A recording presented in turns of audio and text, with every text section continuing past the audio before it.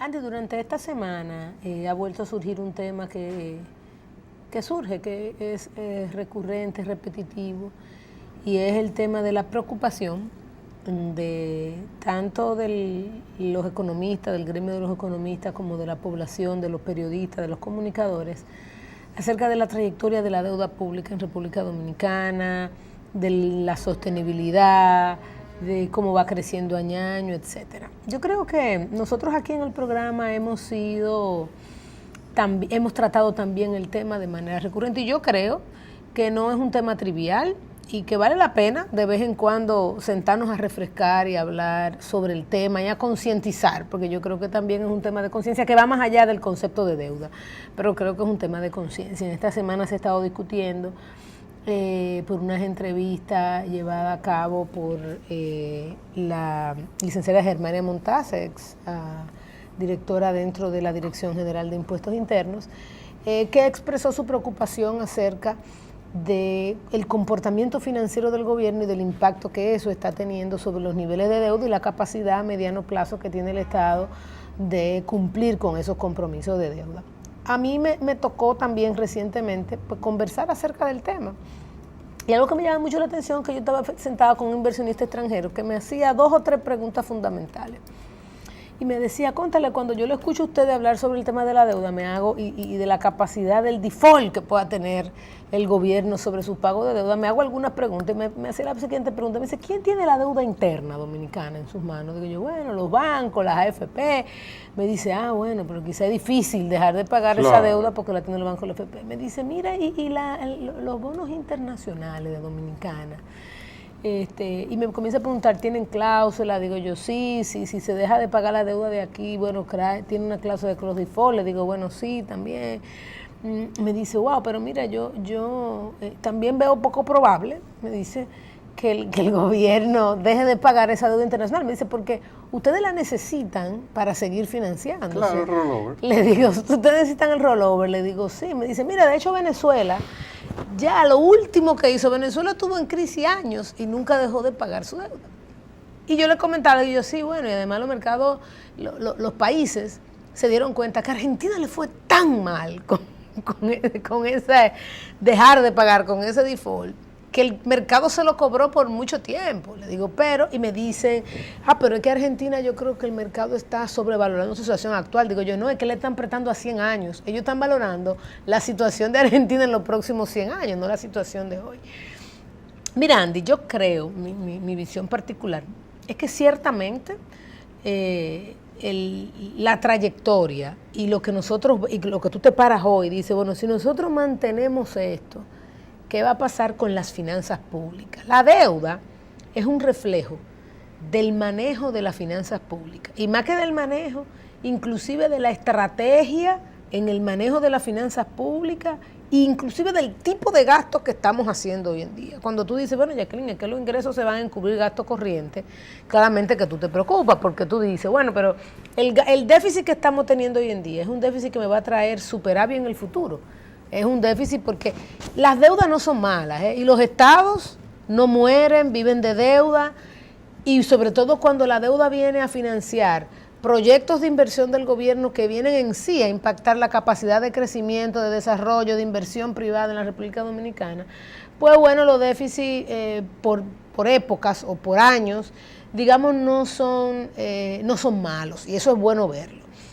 Capacidad de pagar la deuda. Mira, nosotros hemos demostrado en los últimos 10 años que dejando de invertir se puede seguir pagando la deuda sin ningún problema, o podemos disminuir el impacto de un déficit fiscal, ¿verdad? Entonces yo creo que el problema de sostenibilidad nosotros lo tenemos que ver desde ahí. ¿Cuál es la capacidad del Estado? No de pagar la deuda, no si es sostenible matemáticamente como nosotros los economistas lo calculamos. Es qué tan sostenible en el tiempo es tener las finanzas que nosotros tenemos y que el Estado cumpla con la Estrategia Nacional de Desarrollo, con el rol que queremos, con el país que queremos en los próximos años. ¿Qué tan sostenibles son las finanzas públicas del gobierno? Y entonces, ahí la discusión no es la deuda, ahí la discusión es el gasto y es el ingreso. Sobre la deuda, y bueno, es un reflejo. Sí, mira, Yo no he escuchado nunca todavía en estos últimos 8 años, 10 años. A mí no me ha llamado ningún acreedor de deuda pública global de República Dominicana preocupado por la situación de la deuda. Todo lo contrario, la pregunta que me hacen, ¿cuándo van a salir a emitir más bonos? Aquí localmente lo que yo percibo es que las AFP a veces lo que están es desesperadas porque Hacienda y el Banco Central a veces se están dilatando en hacer sus emisiones. O sea, en el mercado tú no percibes, o sea, una cosa somos los economistas, que tendemos a ser un poquito histéricos y muy racionales, y otra cosa es el mercado. El mercado es como un bon vivant que se lleva más de las expectativas, de la psicología de las cosas, y no tanto de la racionalidad extrema de los economistas, que dicho sea de paso, está cada vez más en tela de juicio. Entonces, mientras los acreedores estén contentos, algo están viendo ellos, que dicen, no, ese país no va a ser default. ¿Pero por qué que no va a ser default?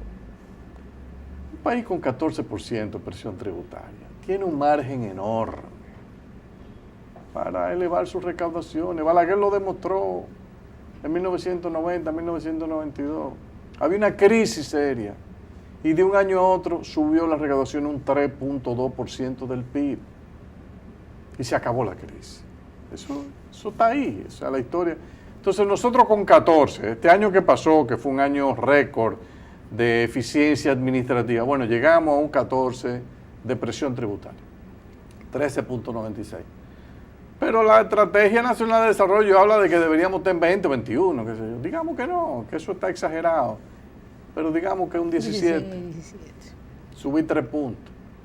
Subimos 3 puntos, se acabó este problema de la discusión. Racionalizamos lo de educación, que es un disparate. Lo que este país tiene montado es una tontería. Una cosa totalmente descabellada, de forzar al país obligatoriamente un 4% del PIB. ¿Qué es eso? Eso es el único país del planeta que ata el gasto en educación al PIB, por ley. Usted tiene que atarlo al qué. Si lo quiere atar a algo, a la presión tributaria. A los ingresos fiscales también. Entonces, ¿qué es lo que usted tiene que...? No, porque hay veces que tú tienes ingresos extraordinarios, el Estado vende algo que es once and for all, tú no tienes que darle de eso a educación. No. Señora, a veces educación se está volviendo loca de en qué va a gastar el dinero, porque este año le tocan 17 mil millones de pesos más porque se disparó el PIB. Eso fue un disparate, eso fue un error, lo he dicho varias veces. Entonces, eso tarde o temprano lo tenemos que corregir dentro del ámbito de una reforma fiscal integral. Lo de educación, pongámoslo como porcentaje de los ingresos tributarios del gobierno, si quieren, considerarlo y atarlo a algo. Pero yo creo que este tema de la deuda, mira, lo ideal sería que tuviésemos quizá un año un déficit de 20% del PIB, que requiera aumentar la deuda en 17% del PIB de un año a otro, porque entonces ahí nos vamos a tener que sentar y discutir la reforma fiscal integral. Con este déficit de 2.2, 2.3 más del Banco Central, no va a haber reforma. Lo que yo he visto en este país es que las reformas grandes e importantes, lamentablemente, solo ocurren en medio de una catástrofe fiscal. Entonces, para tener una catástrofe fiscal, tendríamos necesidad de meter un déficit de 20 o 25% del PIB, como lo tiene Venezuela o Argentina en un momento, y entonces ahí va a haber una hecatombe tan grande. Vamos a sentar, vamos a reorganizar.